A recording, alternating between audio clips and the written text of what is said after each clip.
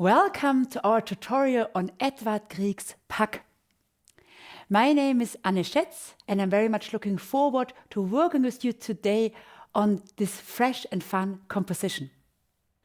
The work Puck is from Edvard Grieg's lyric pieces, which accompanied the composer as a diary throughout his lifetime.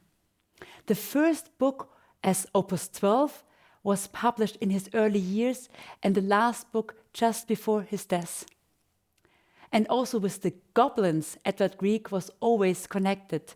So he called his home Trollhaugen, that means hills of the goblins. At the beginning, we hear the goblin skipping happily in the left hand.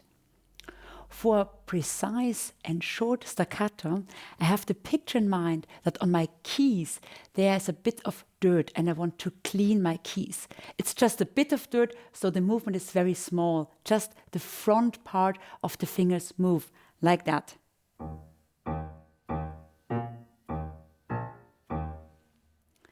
The same movement we have in the right hand in bar 4.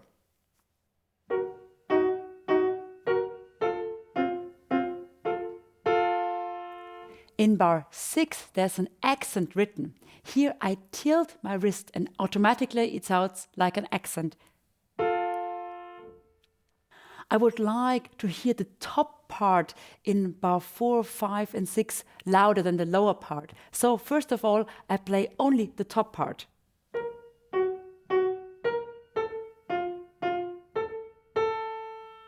And now I play the top part before the lower voice.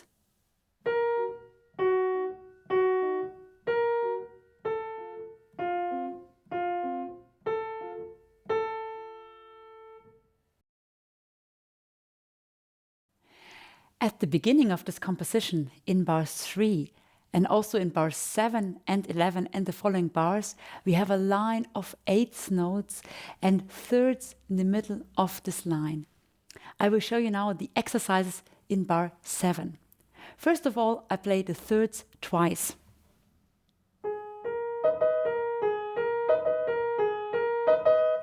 Now I play only the top part twice.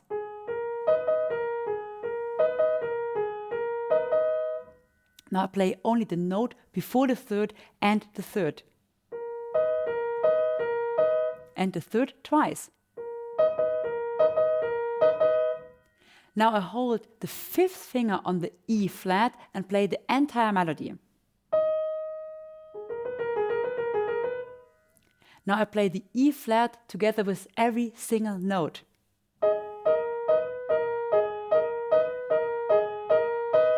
And now I play it twice, where's the third?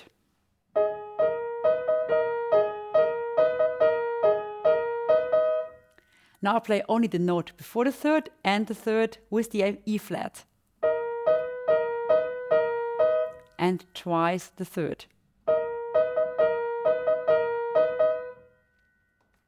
I would train these exercises also with the left hand, because I think it's very helpful to train difficult parts also with the other hand.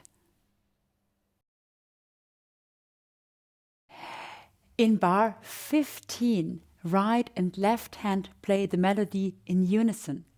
This I train by crossing my hands. So left hand is here, right hand is here.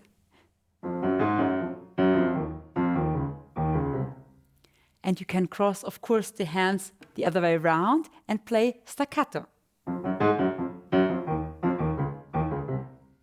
And you can mix staccato and legato. One hand plays staccato, the other hand plays legato. At the end of the first part, as well as at the end of the entire composition, we have in the right hand a 5th octave chord. This I train by playing, first of all, only the octaves, up and down. Now octave plus first finger plus fifth finger. Now note by note.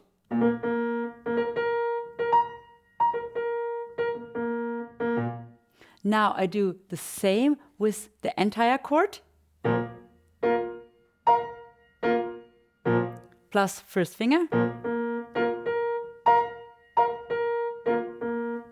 And note by note.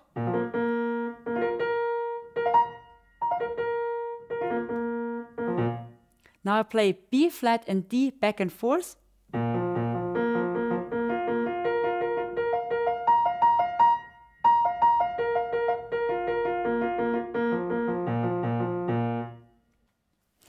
The left hand I train by closing my eyes. So I play B flat and F, close my eyes, play, go to the place where I think here is B flat and F, open my eyes, control and correct if necessary, and play. Close my eyes and back again, open my eyes and play.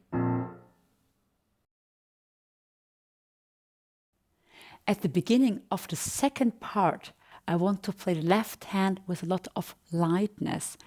Here I have the picture in mind that my fingers are little hammers falling only on the surface of the keys, like that. And the key pushes me back. I can emphasize this feeling by using the other hand. So the other hand and the key push me back.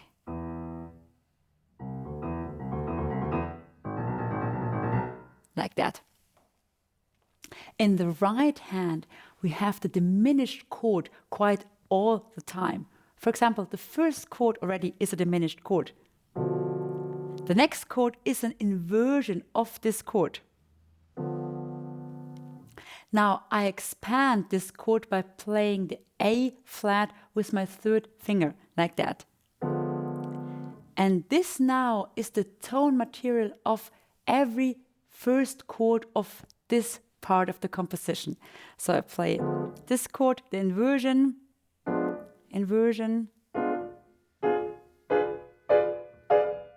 Now we are at bar 35, the last phrase, and back again.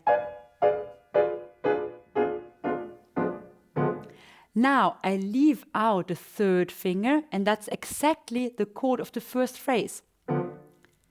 Chord of the second phrase, beginning of the third phrase.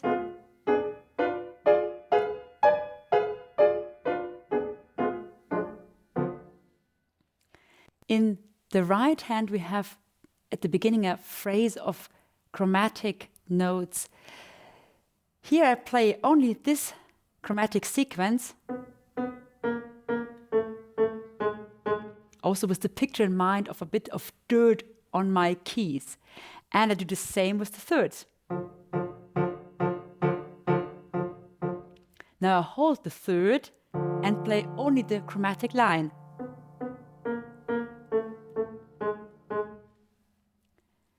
To memorize this part more easily, I think it's good to realize that the two highest notes of every last chord are at the same time the two lowest tones of every first chord of the next phrase. For example, in bar 21 we have D and F as the two highest notes.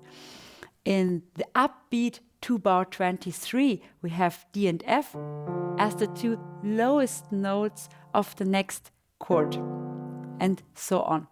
In the left hand, we have also a chromatic line, and the first note of every phrase in the left hand is the tone we have in the right hand in the melody. For example, in the first phrase, we have a B flat,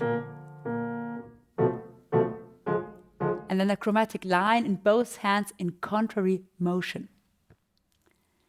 Let us now have a look at bar 43. Here we have thirds again, and we can combine them to chords. For example, in bar 43, there's the C major chord. And I play this with the next chord back and forth. Now bar 45. And now bar 46. Now I play the thirds back and forth.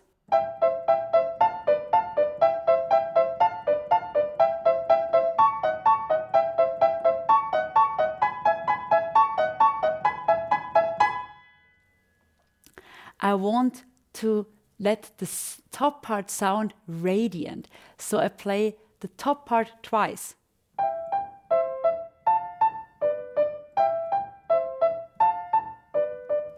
And I play the top part sounding and the lower part mute.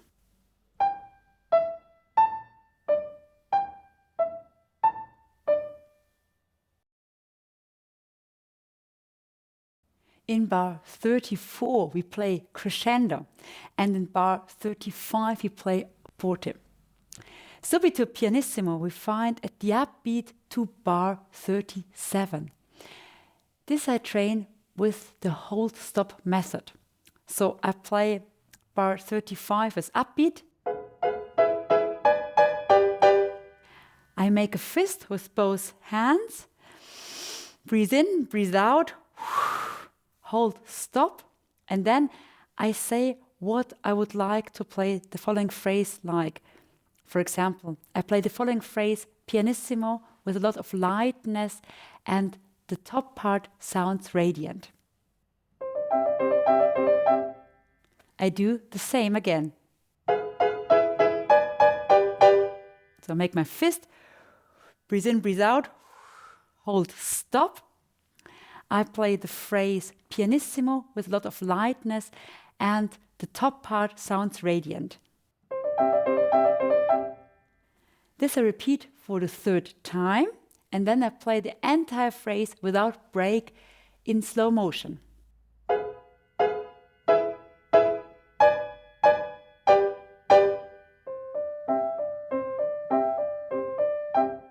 And then you speed up. I wish you now a lot of joy practicing and playing this clever and a bit mysterious composition. Thank you very much for attending our tutorial. See you next time. Goodbye.